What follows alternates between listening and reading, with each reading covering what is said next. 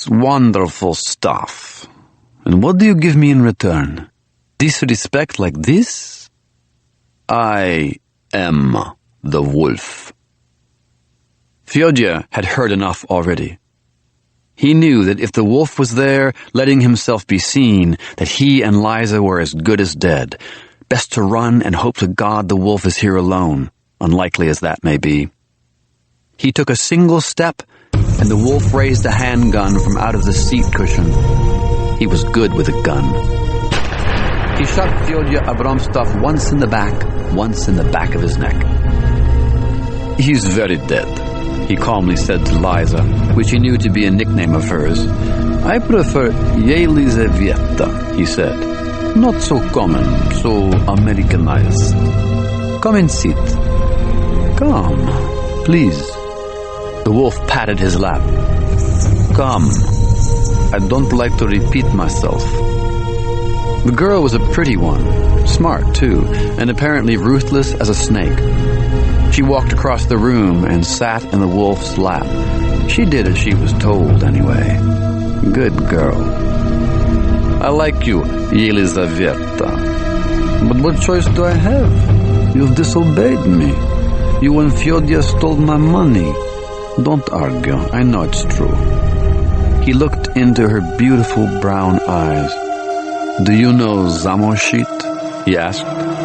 The breaking of bones? Apparently, Yelizaveta did, because she screamed at the top of her lungs. This is good, said the wolf as he grabbed the woman's slender left wrist. Everything is going so well today. He started with Yelizaveta's little finger, just the pinky.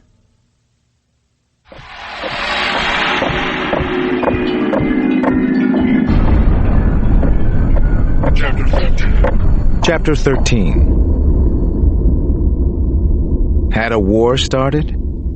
If it had, who was the enemy? It was pitch black and it was freezing cold in the desert. Scary and disorienting, to put it mildly. No moon out. Was that part of the plan? What was supposed to happen next? Where? To whom? Why? I tried to collect my thoughts and make a rough plan to take us through the next few hours in at least a semi-organized manner. Difficult to do. Maybe impossible. We were looking for a small convoy of army trucks and jeeps that seemed to have disappeared, to have been gobbled up by the desert. But also a Ford Bronco with the Nevada license tags 322JBP and a sunset design. And we were looking for Jeffrey Schaefer. Why would the weasel be here? While we waited for something to break, maybe a message or a warning, I walked around what had been Sunrise Valley. Where the bomb had actually detonated, buildings and vehicles hadn't just been flattened. They'd been practically vaporized. Little bits of death and destruction, sparks and ash were still floating in the air. The night sky was masked by a dark and oily cloud of smoke, and I was struck by the unsettling idea that only man could create something like this, and only man would want to. As I wandered through the mounds of debris, I also talked to agents and techs involved in the investigation, and I began to make a few crime scene notes of my own. Bits and pieces of the mobile home camp were scattered everywhere. Witnesses described canisters dropped from a prop plane. One falling can seemed about to strike a trailer home, then exploded in midair above the town. At first the explosion was like a white, undulating jellyfish cloud. Then the cloud ignited.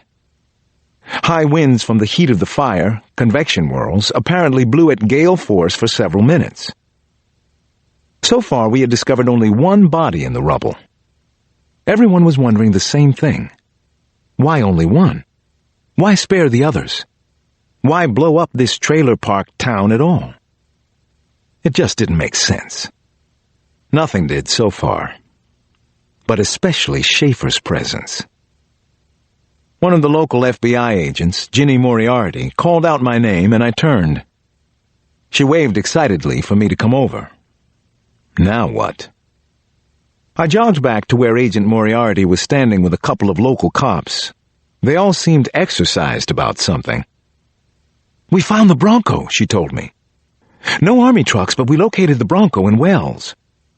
"What's in Wells?" I asked Moriarty. "An airport," she answered.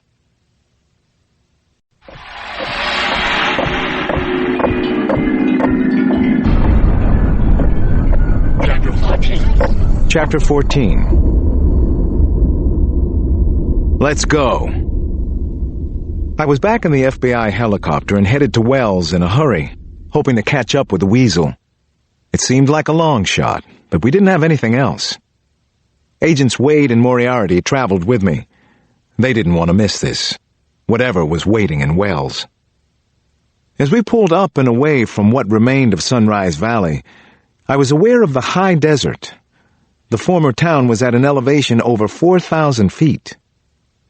Then I tuned out the surroundings and started thinking about Schaefer, trying once again to figure what could possibly tie him to this mess, this disaster, this murder scene. 3 years before, Schaefer had kidnapped Christine Johnson. It had happened during a family vacation in Bermuda. At the time, Christine and I were engaged to be married. Neither of us knew it, but she was pregnant with Alex when Schaefer abducted her. We were never the same after her rescue. John Sampson, my best friend, and I found her in Jamaica. Christine was emotionally scarred, and of course, I couldn't blame her. Then she moved out to Seattle, where she lived with Alex. And I blamed Schaefer for the custody struggle. Who was he working with? One thing was obvious, and probably useful to the investigation. The firebombing at Sunrise Valley had involved a lot of people. So far, we didn't know who the men and women posing as U.S. Army were, but we did know that they weren't real Army National Guardsmen. Sources at the Pentagon had helped confirm that much. Then there was the matter of the bomb that had leveled the town. Who made it? Probably somebody with military experience. Schaefer had been a colonel in the British Army, but he'd also served as a mercenary.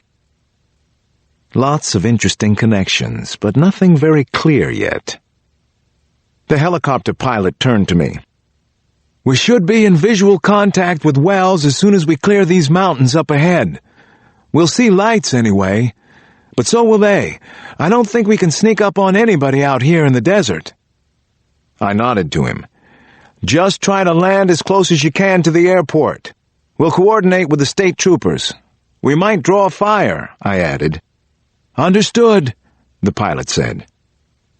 I started to discuss our options with Wade and Moriarty. Should we try to land at the airport itself or nearby in the desert?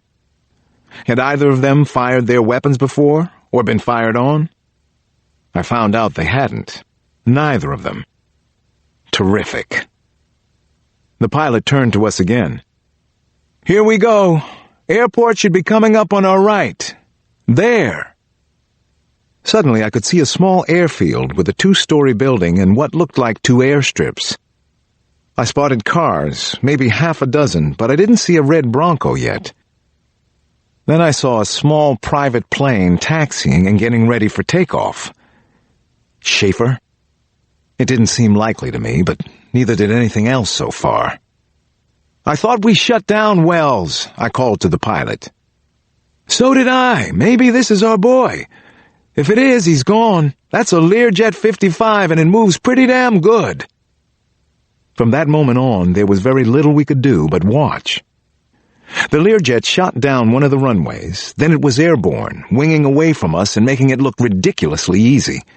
I could imagine Jeffrey Schaefer on board, looking back at the FBI helicopter, maybe giving us the finger. Or was he giving me the finger? Could he know that I was here? A few minutes later, we were on the ground at Wells.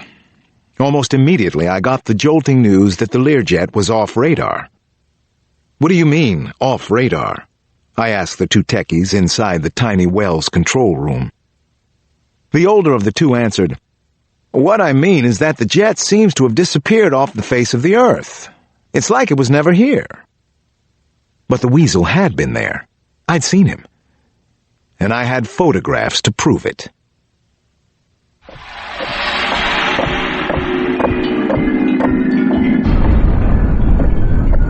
Chapter 15. Chapter 15. Jeffrey Schaefer drove a dark blue Oldsmobile Cutlass full bore through the desert.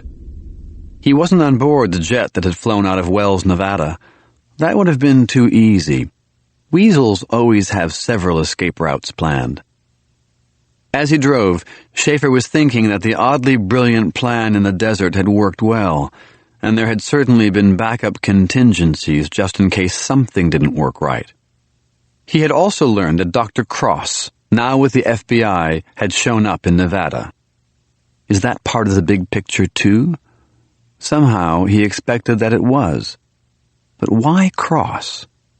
What does the wolf have in mind for him? The weasel eventually made a stop in Fallon, Nevada, where he was scheduled to make his next contact. He didn't know exactly who he was contacting, or why, or where this whole operation was leading. He just knew his piece, and his explicit orders were to call in from Fallon and get the next set of instructions. So he followed his orders, registered at the Best Inn Fallon, and went straight to his room. He used a cell phone, which he'd been told to destroy after he made the call. There were no pleasantries exchanged, no unnecessary words, just the business at hand. "This is the wolf," he heard as contact was made, and Schaefer wondered if that was so. According to rumor, the real wolf had impersonators, maybe even body doubles, all of them with their piece, right?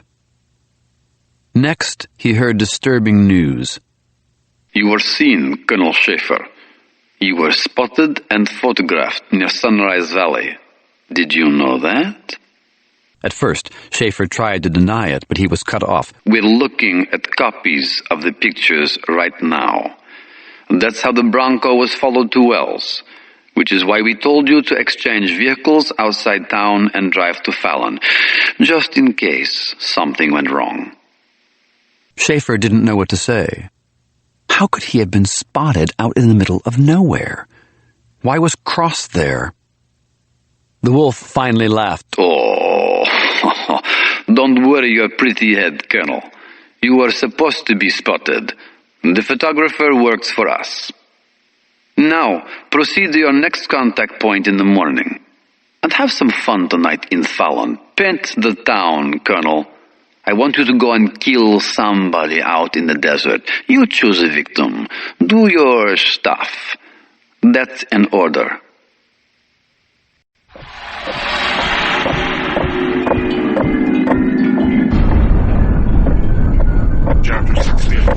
Chapter 16. The level of frustration and tension I was feeling was increasing by the hour, and so was the general confusion about the case. I'd never seen so much chaos so fast in my entire life. Almost a full day after the bombing, there was nothing but a hole in the ground in the Nevada desert and a couple of questionable leads. We had talked to 300 or so residents of Sunrise Valley, but none of the survivors had a clue either. Nothing unusual had happened in the days before the bombing. No stranger had visited. We hadn't found the Army vehicles or discovered where they had come from. What had happened in Sunrise Valley still didn't make sense. Neither did Colonel Jeffrey Schaefer's being there. But it sure shook us up. No one had even taken credit for the bombing yet. After 2 days, there wasn't too much more I could do out in the desert, so I caught a ride home to Washington. I found Nana, the kids, even Rosie the cat out on the front porch waiting for me. Home, sweet home again. Why didn't I just learn a lesson and stay there? "This is real nice," I said, beaming as I bounded up the steps. "A welcoming committee. I guess everybody missed me, right? How long you been out here waiting for your pops?" Nana and the kids shook their heads pretty much in unison, and I smelled conspiracy. Nana said, "Of course we're glad to see you, Alex," and finally cracked a smile. They all did. Conspiracy for sure. "Gotcha," said Janny, who is 10 now. She had on a crocheted sun hat with her braids hanging out. "Of course we're your welcoming committee. Of course